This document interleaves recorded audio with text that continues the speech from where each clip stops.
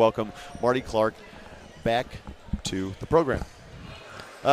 Listen, this one got up and down pretty quick there in the first half. I mean, we were lighting up the scoreboard here. I think it was 19-13 or 19-11, I think, at the first media timeout. That's probably the highest score that your team has had that short into the game. And it looked like it came from the LMU press, and your guys were able to beat them down the floor. Yeah. I mean, obviously our thing was to hold on to the ball, either shoot a layup right away or make them play defense, and then the likelihood is then you're going to either get an open shot or get to the line. I guess the flip side of that, we didn't defend very well the first 4 or 5 possessions, and I think they probably made their first 4 of their first 5 shots. And it was like, this is going to be a high-scoring game. We knew it was going to be a high-paced game. We knew there was going to be plenty of possessions in it. It was really just a thing of making sure you don't turn the ball over.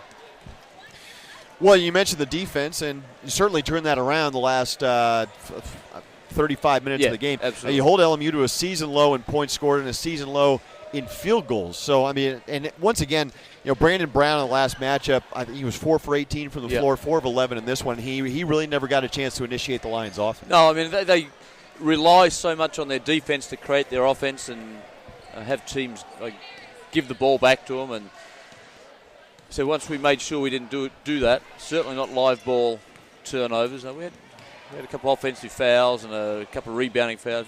I mean, but it's the live ball turnovers that they rely on to be able to, basically score enough to win games. And I thought we did a really good job of making sure that didn't happen tonight. Evan Fitzner was really good. He looked confident, and he's looked confident the last month or so. When we talked about it a couple weeks ago, he's kind of found his niche now in this rotation, and he banged in a couple threes early, and before picking up his 4th foul. I mean, 13 points in 23 minutes. Can't be too mad about that. Yeah, no, he really changes the offense because he stretches it all so far out. I mean, his threes aren't just toe on the line threes; 2 or 3 steps behind it as well, and it creates another proposition in transition if he's on the trail, and teams can't sit back and help on penetration because they know he's going to trail in there. And then there's the ball screens. I mean, his ability to pick and pop out of ball screens. So he does that added dimension that maybe other 4s don't, certainly not as much. And he's obviously really confident. He knows what his job is. He goes out and does it. And if you step off, he's going to bang a 3 on you. How tough does it make you guys to defend the fact that with one substitution you can go from a 6'11", 6'9" 3 out to a 6'10" 4 out? Yeah. Well, we can go that way. We can also put Kyle at the 4 and make us a little smaller, a little quicker. A guy who really tonight showed what I have known for a long time that he can do, and that's play off the dribble and make passes. I had 3 really nice penetrating pitches. They pitched out guys hitting threes, and that gives us a 4-man. I mean, Fitz is not so much that. His work off the bounce has gotten better, and he had a nice play today where he took it off the dribble and then pulled up and basically turned it into a post move. But Kyle can put it on the floor and find people off the dribble, and that's just another new look. Or you put Dane in there and go more power basketball, more sort of defense, rebound, bruising, post up, post roll and ducking on the other side of it. It does just give us a bit of versatility to be able to play against whatever the other team's thrown out there. Tanner Krebs, it looks like he kind of went through a bit of a slump there the last couple weeks or so. I think he had missed his last 7 or 8 threes. But it was nice to see him knock down a couple shots tonight and get a couple rebounds and get to the free throw line. 7 or 8, maybe a little generous. I think it was more near 14. But that's what we're in the business of here, Marty. I mean, but we can't tell it like it is all the time. But look, he came out first touch. He had a good look and fine. That's how he needs to play. I mean, he needs to play with confidence, and it doesn't really matter what has gone before you. That has no effect on the shot you're about to take. And Tanner has to, and he does. He plays with that mentality. He knows that his job is if he's open, he shoots it. The expectation he's going to shoot it. He rebounded well and defended really well again. He's become a very good defender, which is, I wouldn't say surprising, but it wasn't his forte when he came in. I remember him telling me that Coach Bennett would tell him, "You are a horrible defender." At times last year, he told me that in the postgame. But now, I mean, to his credit, following the work of Calvin Hermanson, who, I mean, it's the same blueprint. It is. I mean, and the blueprint really is you come in and you work out what you need to get better at, and you go and work on it. And essentially, look, coaches are there. We can guide people. We can help people. But their development and their careers are really their responsibility, and they have to take ownership of it. And Tanner's done exactly what Calvin did after his red shirt. Okay, well, I've got to get better at this area if I want to play, so I'm going to spend the summer and I'm going to get better at it. He comes out here, he does the slides and brings someone with him and works out, and he's really gotten better. And he's a good athlete anyway. He's got good size. So if you've got a guy that can shoot it and defend that position, it's hard. It's going to be hard not to have him on the floor. Speaking of development, Jordan Hunter, again, good in his 8 minutes. The energy he brings, he's just relentless. Yeah, 4 rebounds in 8 minutes is if you can go a rebound every 2 minutes, you're a fantastic rebounder, which Jordan obviously is. I mean, he's got some other areas of his game that he's really good at too, but at the moment it's just if the ball's going somewhere near the ring, go and put yourself in a position where you can get it. And he's going to come up with most of those. Just 1 foul in 8 minutes. Too. Only one foul, yeah. Yeah, we're getting there. But whereas Emmett leads the nation in the least amount of fouls per 40 minutes, I think Jordan might actually lead the nation the most. So they balance each other out perfectly. Maybe the first team in history to do that. I think. And the strange thing about it is Emmett actually knocks guys out. He has a real knack to be able to guard a certain type of player. And he's done it again today. I mean, those two wings are actually good. I mean, Touch and Haney have caused other teams massive headaches, and Emmett is a big part of why those two guys haven't got off on us in either game. Oh, combined. I mean, they only took 8 shots combined, and I think that's the big. I mean, you look at so many people look at percentages, but the number of times that you're able to actually put the ball, and really, you look down the score sheet. I mean, Jovanovic has struggled as of late. He took 7 shots. You'd like to see guys like Amayo and Tutu and those guys get in there and get shots up. Absolutely. I mean, from a defensive standpoint. Yeah, I mean, in the end, you want the people who shoot the lower percentages taking the most shots from a defensive end, and we've been good in being able to make that happen. So, yeah, really pleased. On the glass as well. I mean, you knew you were going to have the advantage there, but seeing the guards get in there and grab some rebounds, Rayhan with 5, Calvin had 3, and it was a team effort there of guys chipping in and pounding the boards really against a team where you should have that advantage. Yeah, and Jock had 11 at halftime, and of course he really that goes without saying. Yeah, I mean he set a standard for the game. He had 16 and 11 at halftime, and didn't really need to play him in the second half, and he's got a big task coming up on Saturday, obviously. But for a half of basketball, they're phenomenal numbers. Let's talk about that. I mean, give a quick preview to that Saturday game.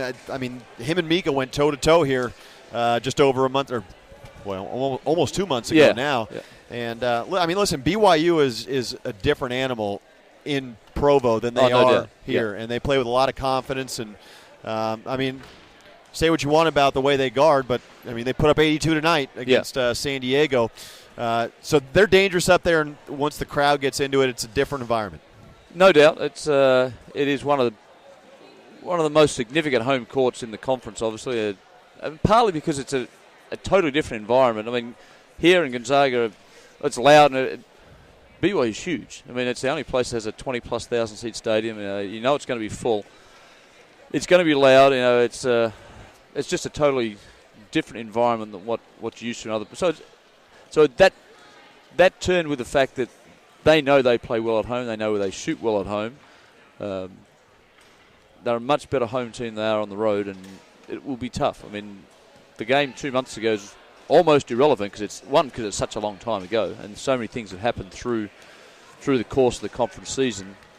But Mika and Jock, the battle there is going to be a big key, but it's really Hawes is the one that has really come on, not just in the numbers he's putting up as far as he dominates the ball. He's kind of taken over from Emery in that way that they play.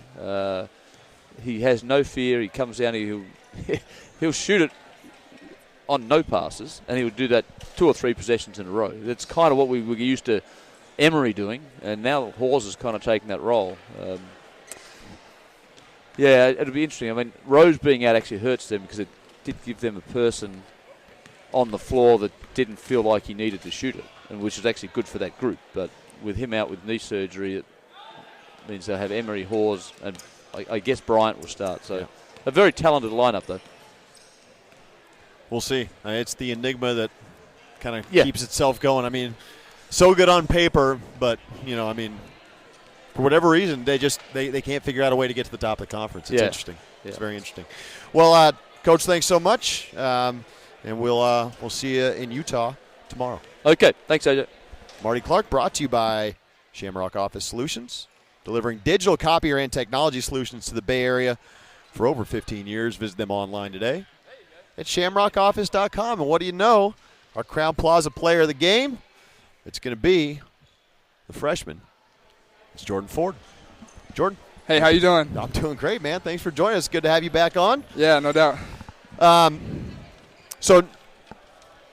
Well, let me get the box score up here. So let's see here. 13 minutes for yourself tonight, the 6 points, the rebound, the assist. But I want to talk to you about, running a team. And kind of I know that playing point guard is the toughest jump to make from high school to college. Certainly a different speed of the game, but you have to learn a whole new system. You got to get guys in position. For you, what's been the most difficult part of the transition from high school to college? For me, getting used to the speed on defense and getting to learn the system a little better because it's a lot more complex than a high school system. And then I have to be confident in the system that I'm running because the players have to trust me to run the plays and call the right plays. So, how do you think this is a couple games out of the last 3 or 4 now where you guys have gotten some extended minutes there down the stretch. And I know that's great for you. You've had a few games here during this season where you've broken out 12 points, 3 times.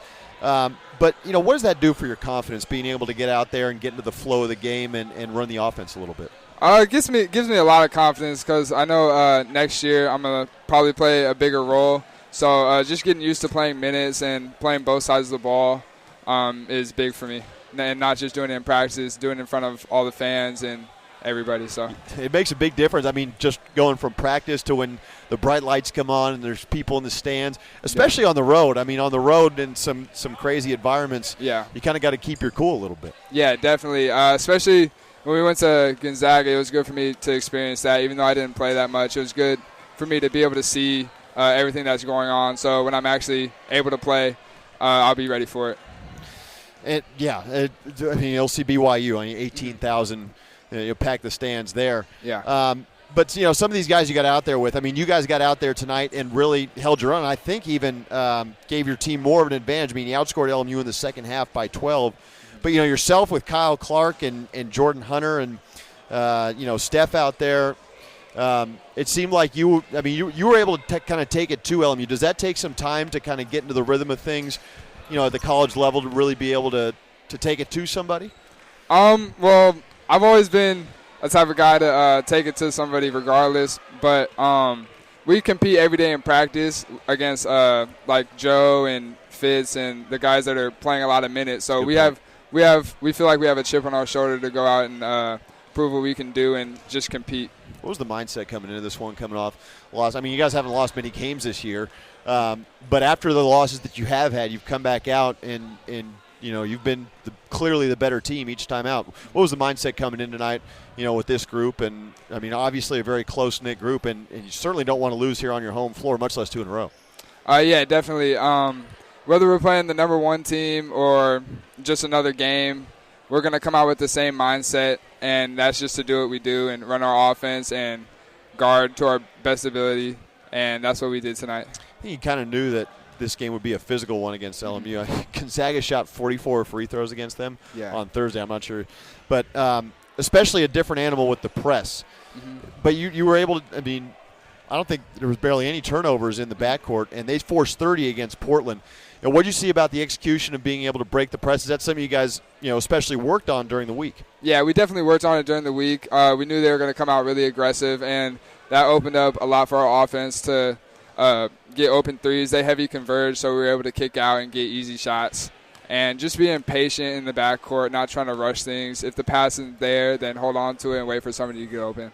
And the ability not just – I mean, if they're pressing, it's probably pretty easy to say, hey, I just want to push the ball down the floor and let's try and get some in transition. But you guys really picked your spots there. I mean, you had 11 points in transition. Mm-hmm. That's not necessarily you guys' game all the time, but you've shown that you have the ability to do that when given the opportunity. Yeah, definitely. If they're going to give us open layups and open threes in transition, we're taught to be aggressive and take our shots that we know we can make because we work on them a lot. So that's what we did. What's been your favorite part about experiencing college basketball so far this year? Definitely my teammates. They have a great attitude. I'm learning a lot from everybody, especially the older guys, and just being on this journey with them has been remarkable for me. I think I speak for all St. Mary's fans when I say we're happy to have you, Jordan. We're happy to have you here, and I think probably about 20 minutes from your post-game shooting routine coming up here. I'm not sure if you're doing that tonight, but it's you and Tommy Kuzi out here every single night. I mean, you got that type of work ethic about it. It seems like that's the culture here at St. Mary's too. I mean, Randy Bennett really goes out and gets guys that love to work, love to get better. Yeah, definitely. I see guys out here all the time putting in extra work, and I'm a part of that, and I bring Tommy along. He works out with me, so it's been really great. Even when you're tired, you gotta put the extra work in. So that's that way when you've played 35, 36 minutes and you need that extra in reserve for the last 4 or 5, you got it there and you know how to use it. Definitely. Jordan Ford, thanks so much, man. We really appreciate it. We're looking forward to great things from you the next few years and the rest of this season. Okay, thank you. Appreciate it. Jordan Ford, our Crowne Plaza player of the game, as we are lucky enough to be joined by Associate Commissioner of the West Coast Conference. He's a regular guest on this program, especially when the Gales play LMU for whatever reason. He's Jeff Tourial. Jeff, thanks for joining us. Alex, thanks so much for having me. Well, it's always a pleasure to see you in Moraga. We saw you in Moraga here Saturday morning for College Game Day. I mean, how cool was that? It was a great feeling in the building. Just for a game that big and for ESPN to recognize a national TV audience to recognize what's going on here in the West Coast Conference, pretty special. Yeah, it is, and it's something that we've been obviously working with ESPN for some time, trying to get them to come out for a game day either here or perhaps in Spokane, and it was really cool to see, and what a great job by St. Mary's. The college did a terrific job in putting on a great event. It's a great showcase for not only the conference but specifically for St. Mary's and this program and what Randy has built, and it showed very, very well on television. And that doesn't happen unless you have, likely a team with Gonzaga's resume right now, but also a team with St. Mary's resume this year, 15 consecutive weeks being ranked in the top 25. A lot of people talk about the West Coast Conference being top-heavy. I actually think the conference is better this year from top to bottom when you look at all these clubs, but having two teams that are really starting to gain some national respect here, that's nothing but good for the West Coast Conference and every team in it. It is, and it also means that for the other 7+, it's going to be that much harder to crack through because of what Mark Few has built, what Randy Bennett has built, and as you well know, what BYU has done year in and year out. It makes it that much harder for the other 7, but it's also a testament to how far the conference has come that ESPN would not only consider that, but that they would come here for such a prestigious event. And the exposure it gives to not just St. Mary's College, but to the West Coast Conference, and maybe some more credibility to an ad. Because you hear this narrative, Jeff, that Gonzaga doesn't deserve to be ranked number 1 because they don't play anybody. You and I both know that's completely false. And I would invite a lot of these major teams to play a full West Coast Conference schedule to see exactly how tough. I think BYU has learned exactly how tough this conference is. I think, in my opinion, undersold.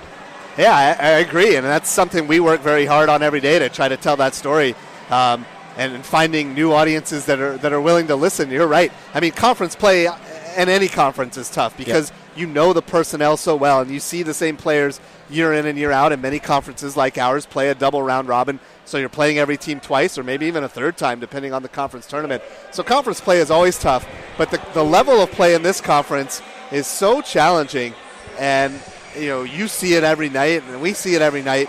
But to your point, I think on a national stage, you're starting to see a little more of that.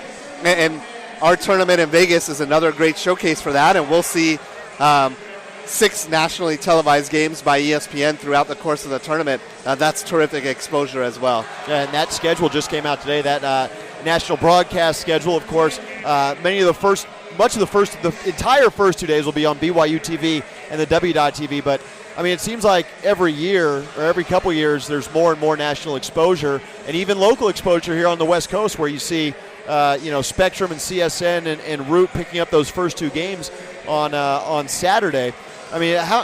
Being able to partner with organizations like BYU TV obviously brings a huge audience that wasn't around 5-6 years ago, and then being able to get more exposure from ESPN and the local here on the West Coast. That's outstanding for the conference tournament. It is. It's done very well for us, and we think it's helping to position our teams for postseason bids, because obviously at that time of year there's a heightened sense of alert in terms of, are these teams worthy of whether it's the NCAA tournament or the NIT or the CIT, CBI, whatever the case might be. But the more eyeballs watching our teams, certainly the better. And we've been fortunate to have terrific television partners.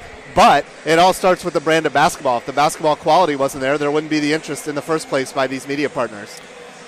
Having the tournament a week before these major conferences, what kind of advantage does that give the West Coast Conference? I mean, is it just eyeballs that you're getting there? And is that, I don't want to say the reason, because we're not looking for a reason here, but what kind of advantages does that present? What kind of disadvantages does that present, having the conference tournament end 5 days before Selection Sunday? Well, it's both, Alex, and I think the advantages are, from an exposure standpoint, there's no question. We are the only show in town that Monday night, that Tuesday night on ESPN. We're one of only 4 conferences that has multiple tournament games on the flagship ESPN network every year. I mean, that's incredible when you're talking about the ACC, and we're mentioned in that same breath, because we have our semifinal Monday night on ESPN, and then, of course, the championship Tuesday night, and we have well over 1 million viewers watching those games. That's tremendous.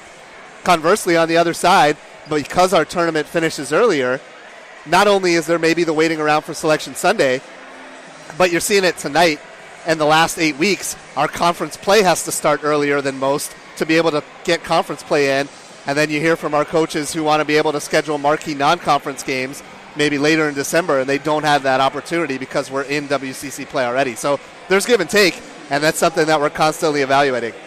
When you look on the men's side, I think it's pretty much down to a, 2 if not 1 horse race. I mean, now, granted, anything can happen on a neutral floor. I mean, we've seen plenty of teams play St. Mary's tough. St. Mary's still has to play in Provo on Saturday night. So that's a tough one. But the women's side has been particularly compelling this year, because you've got, I remember at one point, I think it was 3 weeks into the season, there was like 6 teams tied for second place.